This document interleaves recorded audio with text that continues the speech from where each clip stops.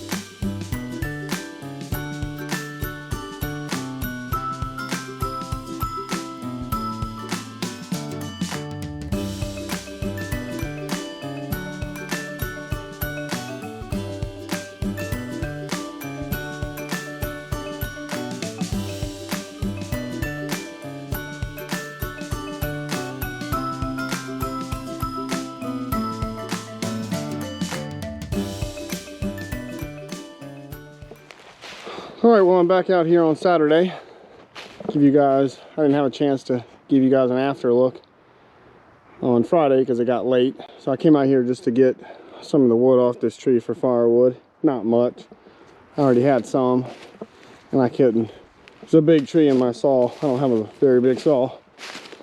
So what we did, got all this mulched out, and then I took the bucket and kind of consolidated up some stuff, ripped out a couple of trees that were close to some other trees that he wanted to save that I didn't want to mulch because I was worried about the tops falling on some stuff. And I think we're going to take this back a little further when I come back next week.